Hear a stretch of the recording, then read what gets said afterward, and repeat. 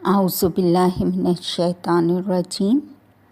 ہم گزار کر رہے ہیں اسلامی تہذیب و ثقافت، جس کے مؤلف ہیں ڈاکٹر علی اکبر ولایتی اور مترجم ہیں معارف اسلام پبلشر۔ ہم اس وقت تمہید پڑھ رہے ہیں صفحہ نمبر 11 سے۔ مرحلہ اسلامی بیداری، یہ کہ کس زاویے سے اس واقعے پہ نگاہ ڈالیں، یقیناً ہمارا تجزیہ و تحلیل میں دوسروں کی نسبت فرق پایا جائے گا۔ اس لیے اہل فکر حضرات نے مسلمانوں کے اس بیدار ہونے کے واقعے کو گنادین سے یاد کیا ہے۔ ان کی نوعی فہم کو مندرجہ ذیل اصلاحات کی صورت میں معین کیا جا سکتا ہے: اصلاح پسندی، سلفی گری، اپنی حقیقت کی طرف لوٹنا، خرافات سے جنگ، جدیدیت، استعمار سے مقابلہ، اتحاد بین المسلمین اور اسلامی بیداری۔ اسلامی بیداری کی اصطلاح کا انتخاب ایک اہم باب اس بحث سے مختص کرنے کی وجہ یہ ہے کہ یہ کلمہ انتہائی جامعیت کا حامل ہونے کے ساتھ دیگر ابواب کے ساتھ بھی مناسبت رکھتا ہے۔ ایک اور نقطہ کہ جو اس طرح نام رکھنے کی نسبت کافی اہم محسوس ہو رہا ہے وہ یہ کہ شاید سب کے لیے واضح ہو چکا ہو کہ پہلے دور یعنی منگولوں کے حملے سے پہلے اور موجودہ دور میں اسلامی تہذیب و تمدن کے تمام گوناگوں مراحل میں یکسانیت موجود ہے۔ گویا اسلامی تہذیب و تمدن کے سفر کے تمام پیچ و خم کو دہرایا جا رہا ہو، اور یہ صورتحال فلسفہ تاریخ کے اس مقولے کو یاد دلاتی ہے کہ تاریخ صرف واقعات اور حادثات کے تکرار کا نام ہے۔ یا یہ کہیں گے کہ وجود اسلام میں تجدید حیات اور ترقی کرنے کی استعداد اور خصوصیت قدرتاً موجود ہے۔ اس دعوے پہ گواہ عصر حاضر میں اسلام کی صورتحال ہے۔ اپنے اور غیر سب تجزیہ نگاروں کا یہی کہنا ہے کہ اسلام دنیا کی تمام اقوام کے لیے پرکشش ترین دین ہے، اور اس کی ترقی کی صورت دنیا کے دیگر مذاہب سے قابل موازنہ نہیں ہے۔ اسی بات سے یہ نتیجہ لیا جا سکتا ہے کہ یہ دین اب بھی زندہ ہے، دیگر زندہ موجودات کی مانند اپنے اندر پاکیزگی اور تلخیص کا عمل، پوشیدہ عناصر کی اصلاح اور تعمیر کا عمل، فاسد اور مفسد مواد خارج کرنے، اجنبی، موذی اور مضر عناصر کے حملے کے مقابلے میں دفاع کرنے، ترقی اور نشو و نما کرنے اور استعداد اور صلاحیتوں کو عمل میں لانے کی قدرت رکھتا ہے۔ اسلامی بیداری کا آغاز خود اصل اسلام کی مانند لوگوں کو دعوت دینے سے شروع ہوا۔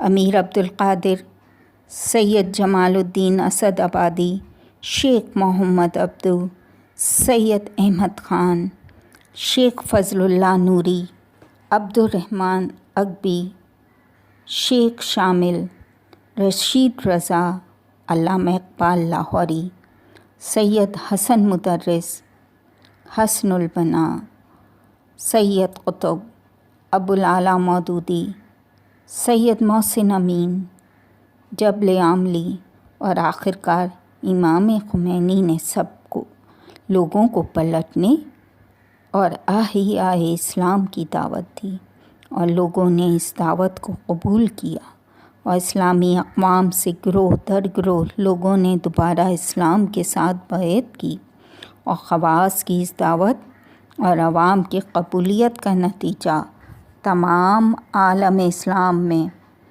دین اور دینی اقدار کو زندہ کرنے کی ایک وسیع تحریک کو جنم دینے کی صورت میں نکلا۔ عصر حاضر کی تاریخ اور موجودہ زمانے کے واقعات کا تجزیہ کریں تو مکمل طور پر یہ حقیقت ہم پہ آشکار ہوتی ہے کہ کوئی ایسا اسلامی ملک نہیں ہے کہ جہاں اسلامی بیداری یا اسلام کی طرف پلٹنے کی تحریک کی علامات نہ ہوں، اور یہ حقیقت اسلامی نشاط ثانیہ کے پہلے مرحلے میں واضح کامیابی کی حکایت کر رہی ہے۔ اس مرحلے کی اہمیت اتنی زیادہ ہے کہ آج اسلامی سرزمینوں پہ بھوکی نگاہیں رکھے ہوئے قدیم استعمار کے وارث انسانی حقوق کی حمایت اور صلح امن اور جمہوریت کے دفاع کی چادر اوڑھے تہذیبوں کے ٹکراؤ کا راگ الاپتے اس کی نابودی پہ کمر باندھ چکے ہیں، اور سوویت یونین کے ٹوٹنے کے بعد اپنی تمام تر فوجی طاقت کے ساتھ مسلمانوں کے مقابلے میں سپارہ ہو چکے ہیں۔ مرحلہ نمبر 2، اسلامی حکومت کی تشکیل۔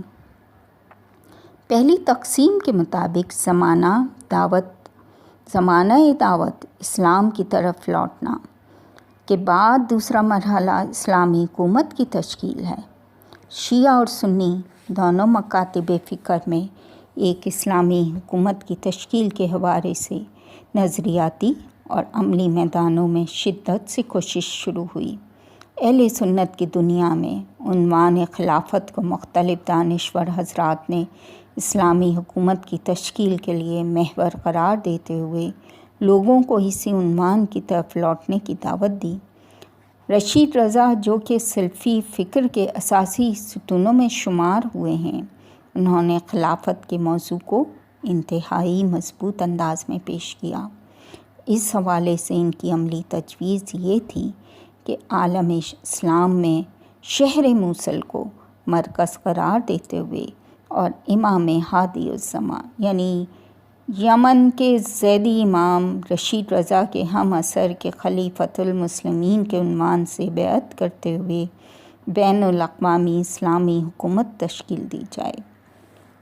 شیعہ دنیا میں آیت اللہ نعینی نے عصر جدید میں اسلامی حکومت کی تشکیل کو نظری شکل دی اور اسے ایک کتاب تنبیہ الامہ و تنزیہ الملالہ کی صورت نشر کیا، اور امام خمینی نے ولایت فقیہ کے موضوع کو پیش کرتے ہوئے آج کے دور کے تقاضوں کے عین مطابق اسلامی حکومت کے ماڈل کو سامنے لائے۔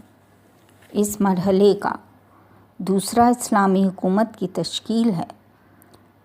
شمالی نائجیریا میں عثمان دان فودیو نے 19ویں صدی عیسوی کے آغاز میں اسلامی حکومت قائم کی، جو کہ 1 صدی تک قائم رہی۔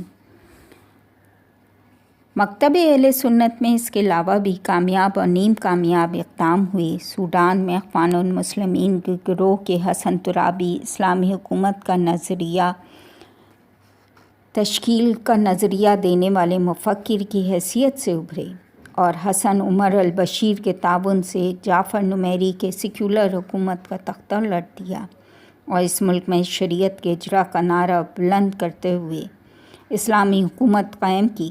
ترکی میں نجم الدین اربکان نے اسلامی حکومت کے ہدف کی خاطر قومی رفاہ پارٹی قائم کی، اگرچہ اس کا ہدف صریحاً فوجی جرنیلوں کے ڈر سے اعلان نہیں کیا۔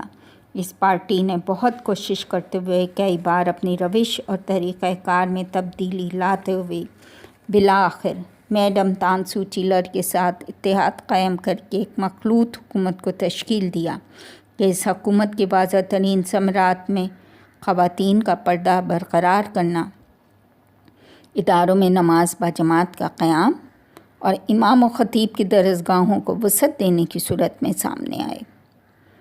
الجزائر میں عباس مدنی کی قیادت میں نجات اسلامی حکومت اسلامی کی تشکیل کے اہداف کے پیش نظر قائم ہوئی اور بہت سرعت سے پھیل گئی۔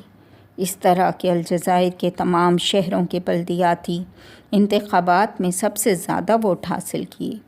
عالم تشیع میں 20ویں صدی عیسوی کے آغاز میں آیت اللہ سید عبد الحسین لاری نے ایران کے جنوب میں ولایت فقیہ کی بنیاد پہ اسلامی حکومت تشکیل دی۔ مرزا کوچہ خان جنگلی کے ذریعے حزب اتحاد اسلام کے تحت گیلان کی حکومت کو بھی شاید حکومت اسلامی کی تشکیل کے حوالے سے نامکمل نمونہ شمار کیا جا سکتا ہے۔ اس طرح پاکستان میں ضیاء الحق کے زمانے میں پارلیمان میں شریعت بل کی منظوری کے لیے کیے گئے اقدام کے تحت پاکستان کا نام اسلامی جمہوریہ پاکستان کی صورت میں تبدیل کیا گیا. اسے ایک اسلامی حکومت کے قیام کے لیے کی گئی بعض کوششوں کی حد تک شمار کیا جا سکتا ہے. آخر میں اسلامی جمہوریہ ایران کی حکومت کے قیام کو زمانہ حاضر میں اسلامی حکومت کا بہترین اور واضح ماڈل قرار دیا جا سکتا ہے. مرحلہ نمبر 3 اسلام کی نشر و اشاعت. تیسرا مرحلہ جو کہ پہلی صدی ہجری سے ہی آغاز ہو گیا تھا، اس نے بہت تیزی سے پیش رفت کی. اس طرح عصر حاضر میں اسلام کی تجدید حیات کے حوالے سے بھی یہی تیز رفتار پیش رفت سامنے آئی. آخری اشروں میں امریکی، یورپ اور افریقہ میں اسلام کی صورت کے ساتھ نشر و اشاعت کو اسلام کے عصر حاضر کے تقاضوں کے مطابق پھیلاؤ کا واضح ترین نمونہ شمار کیا جا سکتا ہے. مرحلہ نمبر 4 اسلامی تہذیب و تمدن کی تجدید. مسلمانوں کی بیداری اور ٹان کے سائے میں اسلامی تہذیب اور تمدن بھی تجدید کے مراحل سے گزر رہا ہے.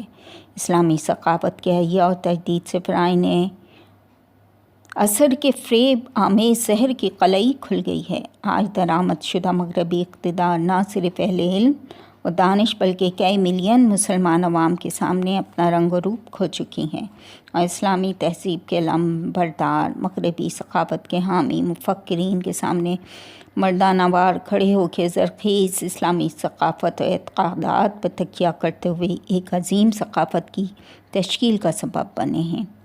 شاہکار قیمتی تالیفات مثلاً 20ویں صدی کی جہالت محمد قطب، اسلامی قلمرو میں زمانۂ مستقبل سید قطب، ہمارا فلسفہ ہمارا اقتصاد آیت اللہ سید محمد باقر الصدر، یہ سب اسلامی کلچر کی تشکیل اور تجدید کے لیے عالم اسلام کے اہل علم و دانش کی نظریاتی کوششوں کے نمونے ہیں. بسا اوقات بعض اسلامی اقوام کی ترقی یافتہ ٹیکنالوجی کے حصول کے لیے کوششیں مغربی استعمار کو وحشت میں ڈال دیتی ہیں، اور یہ چیزیں تمدن اسلامی